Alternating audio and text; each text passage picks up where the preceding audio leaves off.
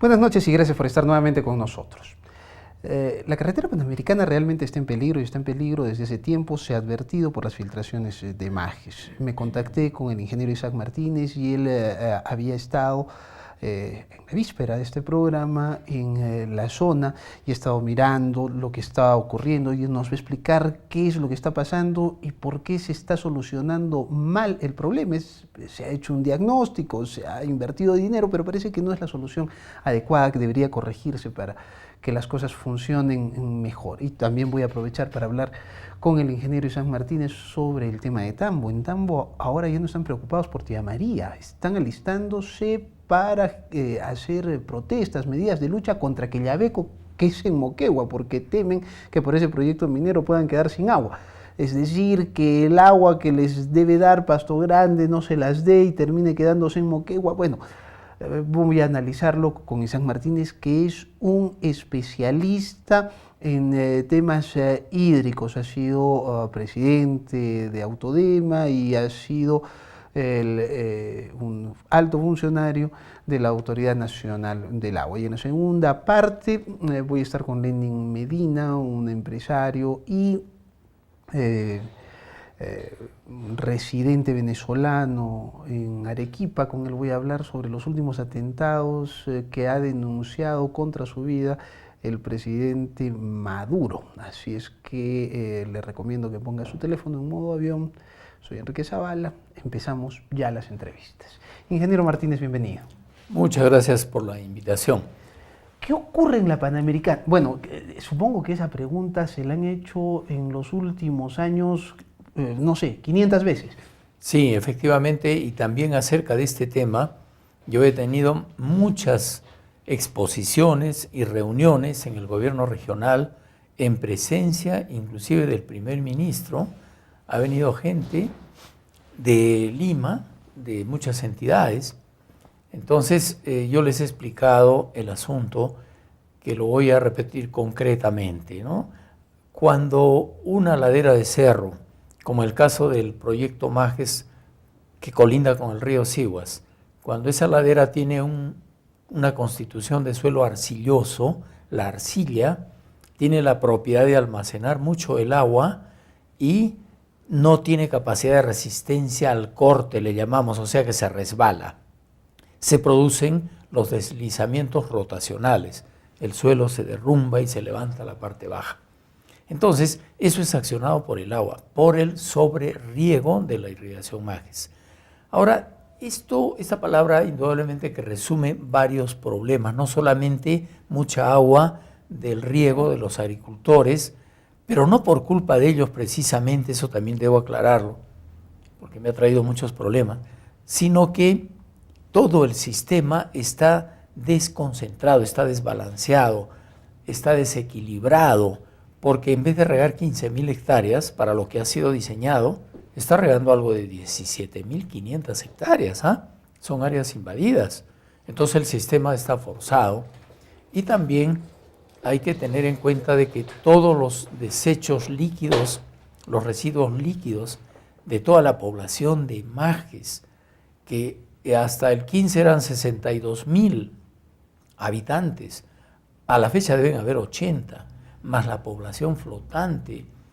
Todos estos restos terminan en silos y esos silos también aportan al agua que aparece como filtraciones en la ladera del cerro, colindante con el valle de Sihuas, y está ocasionando serios problemas. Ya el canal está a 3 metros del barranco.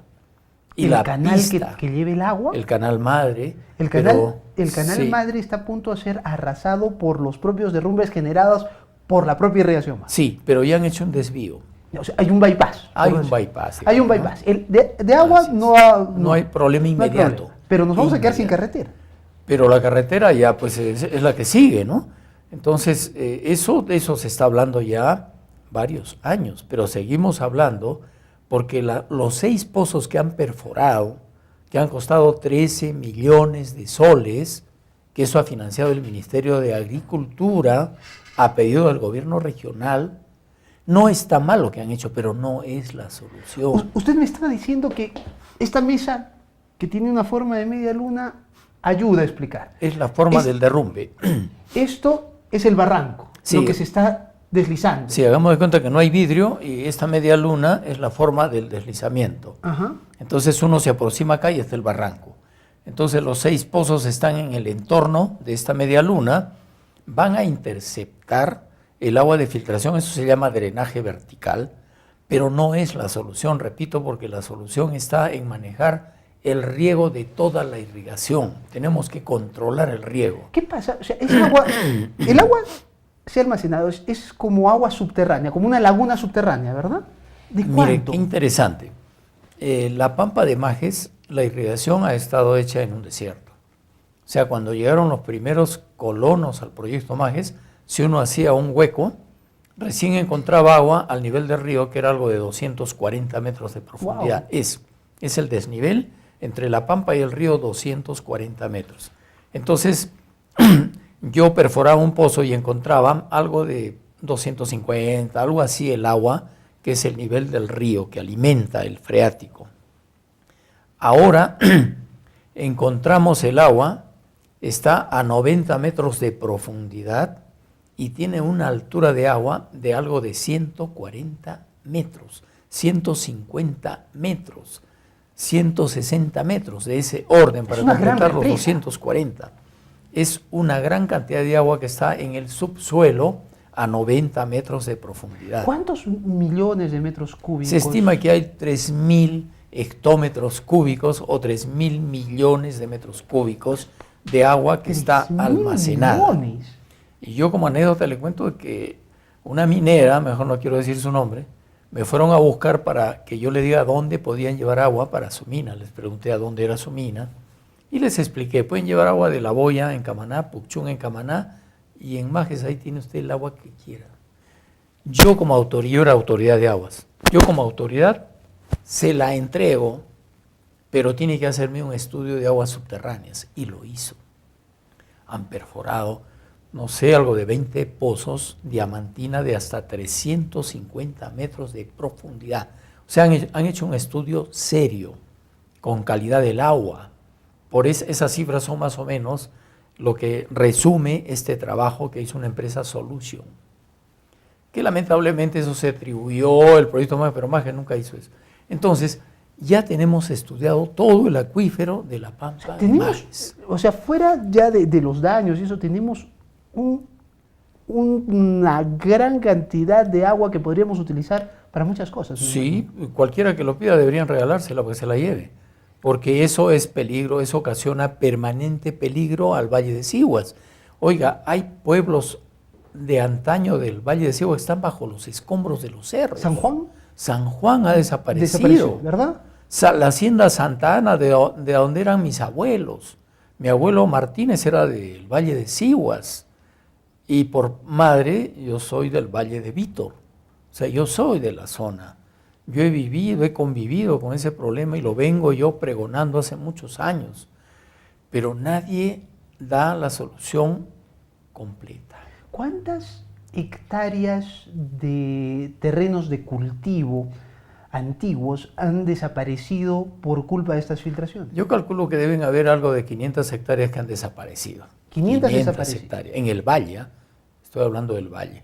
Han sido compensados algunos agricultores con las parcelas en Majes, pero no todos. Hay varios que son afectados por este problema y faltan que se les haga pues una compensación que merece.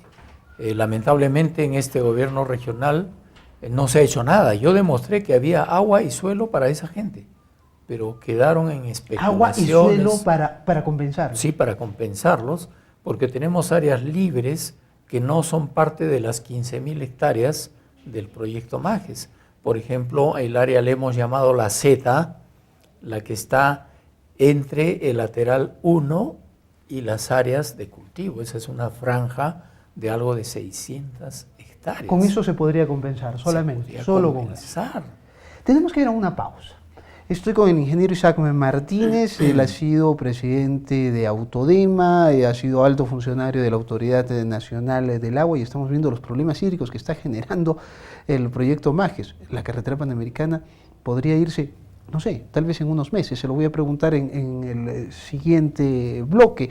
Y también vamos a hablar sobre los reclamos de Tambo. Ahora ya no protestan contra Tía María, temen quedarse sin agua porque Llaveco, un proyecto minero que ya empezó, que tiene todos los permisos y que queda en Moquegua. Tras la pausa seguimos en Modo Avión.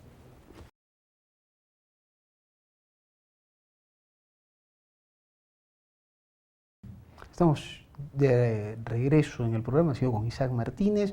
Él es un especialista en temas hídricos, ha sido presidente de Autodema, ha sido alto funcionario de la Autoridad Nacional del Agua, y ahora estamos hablando de los problemas que se están generando con Majesiguas, la cantidad de agua que hay almacenada en el subsuelo por filtraciones de distinto tipo, desde las chacras por el sistema de riego, problemas en los canales, y parece que la solución todavía no es buena.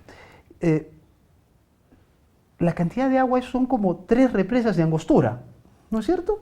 Bueno, aproximadamente Angostura tiene pues 159, 160 millones de metros cúbicos. Estamos hablando de algo de... Condoroma. De Condoroma. De Condoroma. Estamos hablando de 20 represas de Condoroma debajo de la Pampa de Majes. Y en el caso de Angostura serían como 3 Angosturas. Sí. Serían como 3 Angosturas. Como 3 Angosturas, son 1.000 millones cada. El asunto es que las soluciones que se han dado con esta filtración vertical, con estos tubos, según usted, es un juego de niños para una solución puntual cuando las cosas no están funcionando. ¿No nos los puede explicar mejor? Es una solución local para evitar que el derrumbe continúe. Es una solución local. Indudablemente que eso va a favorecer a la carretera, digamos, ¿no? Es una solución local, pero este no es un problema de geología, de geotecnia, es un problema de riego.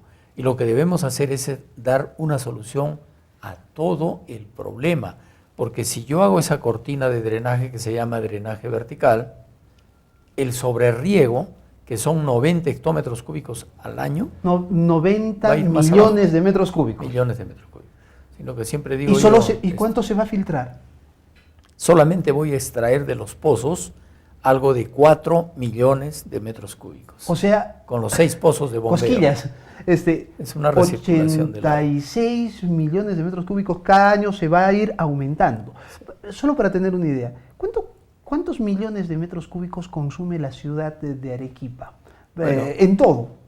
En Arequipa tenemos licencias de agua superficial alrededor de 2 metros cúbicos por segundo, pero hay distritos que tienen agua del subsuelo.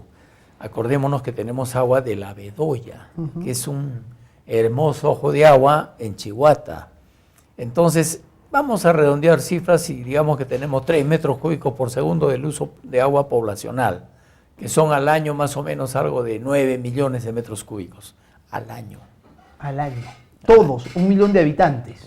1 millón de habitantes. 1 millón de habitantes consumimos eso. Y allá se están almacenando 86 millones. Sí, al año son 90, pero si extraen los 6, 4 quedan 86. Entonces, yo sé, repito, esto no está mal lo que han hecho. Es un drenaje vertical pero no local, están solucionando. Pero no es la solución del problema. ¿Qué es lo que hay que hacer?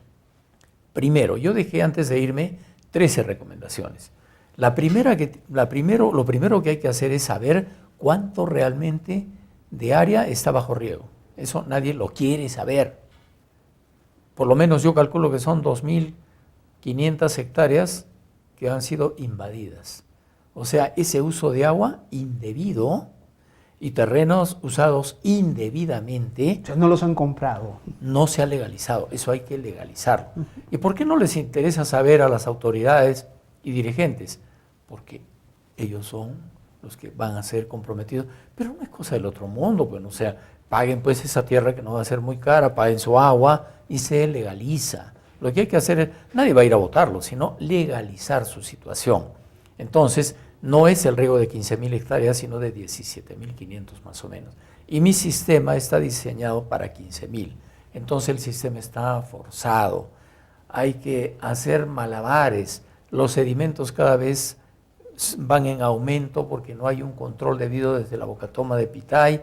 Con esos 13 millones de los pozos han debido construir un desarenador adicional para controlar la calidad del agua y poco a poco dar una solución integral al problema. y no es difícil hacerlo. ¿Es costoso? Es costoso, pero yo le digo que con los 13 millones de soles que se ha gastado ahí hubiésemos arreglado el problema. Todo el problema. Sí, hay que reparar canales, reparar algunos vasos reguladores y construir un desarenador adicional. Y también hay que implantar el sistema de medición, porque ya los agricultores tienen mucha razón, ¿no? Dicen, ¿cómo me van a bajar la cantidad de agua si con la justa me llega el agua que tengo? Porque el sistema no tiene presión en algunas zonas. Tienen razón. Entonces lo primero que tenemos que hacer es evitar las pérdidas de conducción y de distribución. Y luego ajustamos la aplicación, o sea, el uso del agua a nivel de parcela. El proyecto Majes tiene estos problemas ahorita que se están irrigando 17.000 hectáreas según sus cálculos. Sí.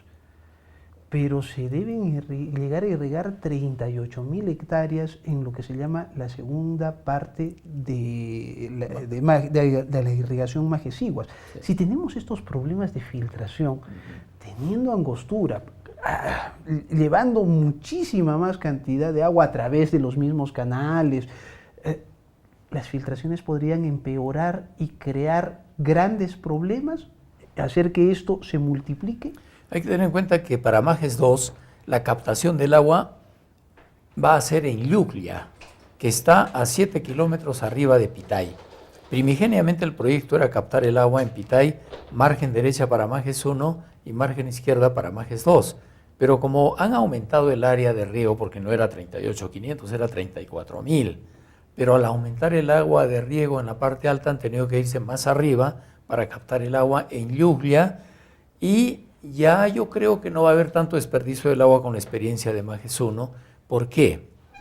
Fíjese la gran diferencia, porque van a haber empresarios que controlen su agua porque les va a costar algo de 0.05, 6, 8 dólares por metro cúbico. Entonces no van a desperdiciar el agua porque les va a costar. ¿Les va a costar? ¿Cuánto más les va a costar que a los colonos de Majes 1? Bueno, en Majes 1 pues pagan algo de 500 soles al año, es nada. ¿500 soles al año por hectárea?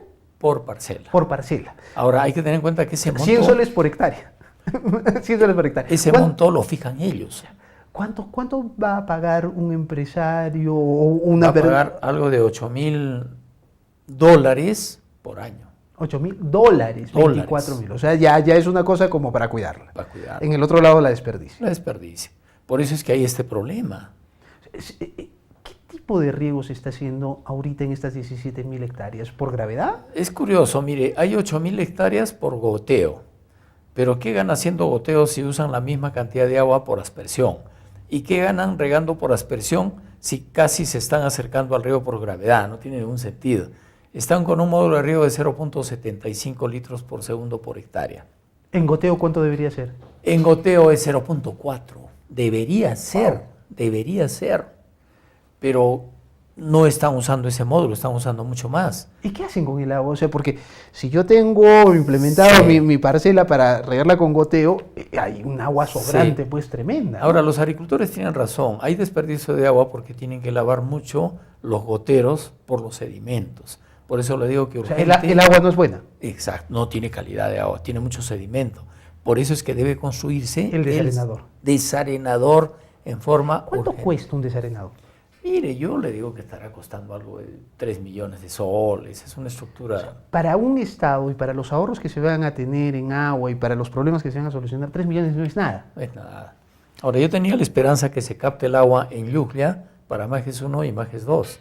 Una sola conducción y la soltaban en Pitay generando energía. Pero no es tan fácil porque como es un consorcio, como es una empresa que está financiando, entre comillas, la obra, entonces ya no podría financiar también para Majes 1, ¿no? Ellos van a financiar solo para Majes 2. Eso evitaría los sedimentos, pero hay muchas soluciones que darles también, ¿no? Tenemos que ir a una pausa. Estoy con el ingeniero Isaac Martínez. Cuando regresemos de la pausa comercial, pretendo hablar de los problemas que se están generando en Tambo. Ya no protestan por Tía María, protestan por Quellaveco, el gran proyecto minero de extracción de cobre que está empezando ya en Moquegua y creen que por ese proyecto minero ellos no van a tener agua. ¿Cuánto desierto hay en esto? Lo veremos tras la pausa.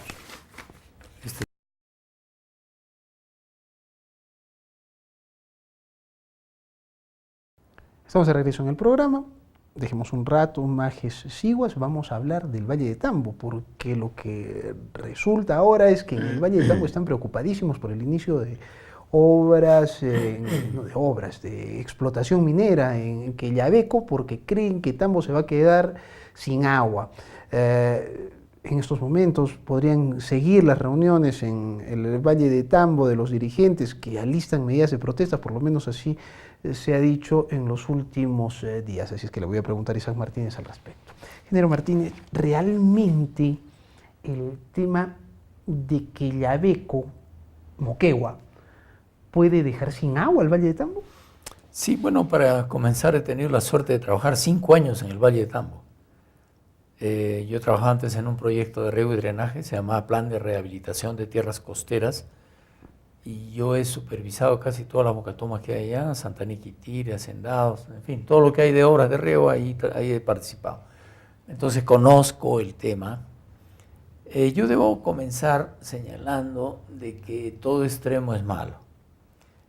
Los agricultores de Tambo tienen mucha razón con los reclamos, por ejemplo, con Pasto Grande. Usted sabe que el río Vizcachas es un afluente del río Tambo, y eso es lo que se ha represado, el río Vizcachas, para llevar el agua a Moquegua. Si bien es cierto, el agua es patrimonio de la nación, no es agua ni de Moquegua ni de Arequipa, el agua es patrimonio de la nación, pero tenemos que ser equitativos en los derechos de valles ancestrales, como por ejemplo el Valle de Tambo. Está muy bien que en época de avenidas se lleven el agua, pero ¿qué resulta? Que no solamente llevan el agua en época de avenida, sino todo el año. Y en la época de octubre y de noviembre, cuando se comienza a sembrar el arroz, desde septiembre, ahí comienzan los problemas. Porque es la época en la que tiene menor agua todos los ríos de nuestra costa. Entonces, no solamente almacenan el agua en Pasto Grande en época de lluvias, sino lo almacenan todo el año, cuando tienen problemas de almacenamiento.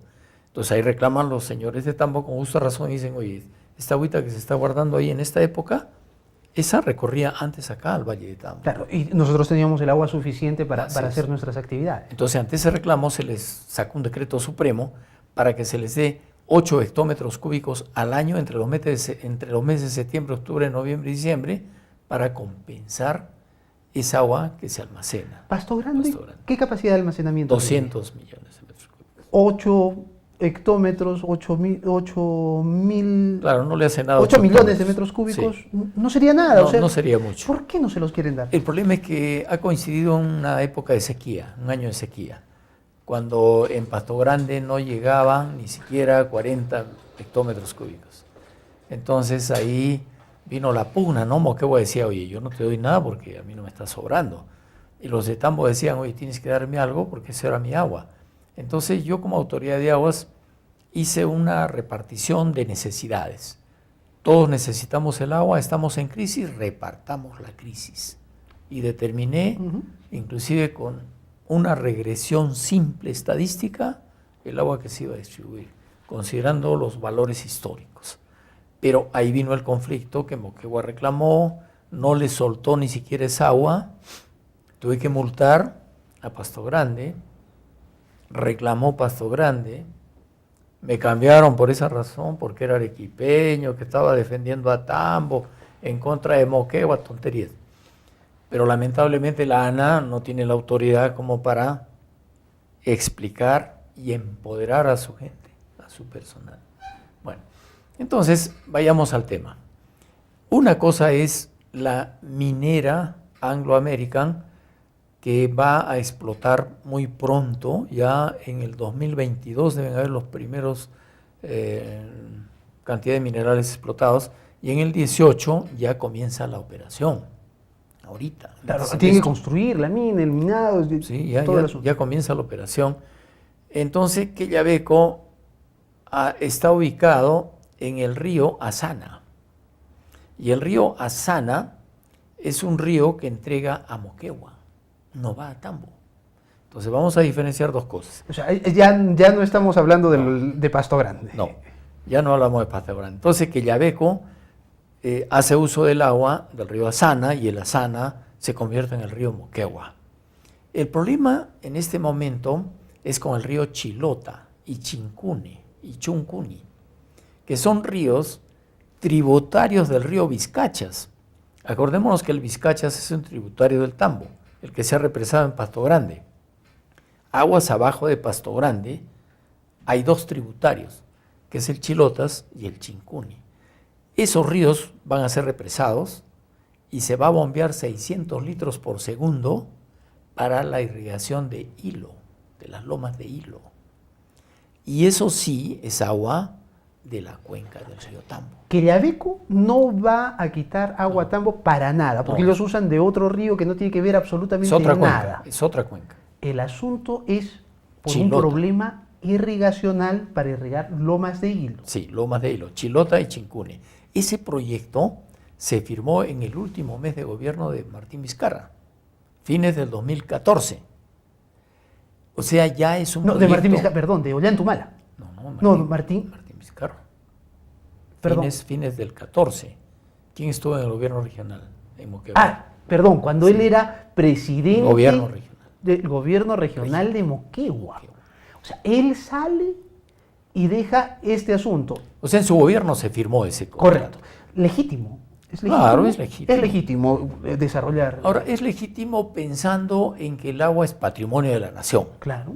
Ahora, ¿por qué recién se especula ahora si está el proyecto del 2014? A eso quiero llegar. Al reclamo un poco retrasado, no es temporáneo porque siempre hay lugar a reclamar algo, ¿no? Pero es un proyecto que ya tiene su tiempo y todo el país necesita el agua. El agua, repito, no es de Cusco, ni de Arequipa, ni de Moquegua, ni de Tambo. El agua es patrimonio de la nación. Lo que yo reclamo es que haya equilibrio en el respeto a los derechos de los valles ancestrales, que no sean afectados. Ahora, ¿cuál es el origen de este proyecto? Llevarse los 600 litros por segundo, bombeando el agua represada de estos dos ríos, Chincún y Chilota, en época de avenida. Guardar el agua en época de avenida y esa agüita guardada en época de avenidas, bombearla. Ahí no afecta nada. No afecta nada. Porque ahí sí desperdiciamos agua a montones, en todo lado, porque todo se va al río, todo se va al mar. Acordémonos que en Tambo se van de 500 a 600 millones de metros cúbicos al mar todos los años. Pero el asunto no está en eso, sino ya viene la desconfianza del agricultor de Tambo, con justa razón, porque puede ocurrir lo mismo que Pasto Grande. Pasto Grande también el principio era, cierro el Vizcachas, en época de avenidas guardo agua y me llevo el agua. Claro, pero cuando haya sequía va a pasar lo mismo. ¿Se da cuenta? Entonces, ¿cuál es la solución para Tambo? La solución... Mire, la solución está en poner reglas claras y que se cumplan. No se trata de ser represas, entonces. No, por ejemplo, en ese proyecto está muy bien el proyecto, que lo hagan, pero que se respeten los derechos del Valle de Tambo, respetando el objetivo del proyecto. Las represas que se quieren construir para el Valle de Tambo, ¿están por buen camino? Sí, bueno, yo siempre soy partidario de que la represa Paltuturi es la que debe construirse para el Valle de Tambo. No se debe construir una represa donde quiera la gobernadora, no. Porque soy arequipeño, quiero que sea en Arequipa. No, señor. Una represa se construye a donde el especialista señale, a donde es adecuado. ¿Y cuál es el lugar adecuado? Las partes altas. ¿Por qué en las partes altas? Porque es el lugar en donde llueve más, en las partes altas. Y ahí voy a tener agua limpia sin arrastre de sedimentos. Si yo construyo una represa en la parte media o baja de la cuenca, va a haber arrastre de sedimentos que van a llenar mi represa de tierra más tempranamente. Entonces... Y una represa cuando se abandona, no se limpia, ¿verdad? Sí, eso es muy cierto. Acá Aguada Blanca, nadie va a ser loco de limpiar los sedimentos de Aguada Blanca. Cada metro cúbico vale $7 dragarlo, precio internacional. Entonces, si yo quiero dragar los sedimentos que tengo en la represa de Aguada Blanca, que se estima que son 13 millones de metros cúbicos, con $90 millones, yo me construyo una represa más arriba, en Asta de Venado o en Zumbay. porque no es fácil dragar un sedimento de una represa. Por eso se construye una represa, se diseña con un volumen muerto. Por eso es que cuando yo escuchaba en Arequipa, cuando regresé a trabajar al Perú después de estar en Bolivia, escuchaba decir que las represas estaban sucias porque no las limpiaban. No es cierto, una represa no se limpian los sedimentos. ¿Qué tendría que hacer? Dragar, traer una draga, porque una máquina no va a tener un brazo gigante para sacar la tierra, ¿no? Entonces, esa represa se diseña con ese sentido. Para Tambo tiene que ser Paltuturi. Ojalá que esto se arregle, ojalá. Esa es la solución para Tambo. Cuando se haga Paltuturi vamos a tener la fiesta en paz.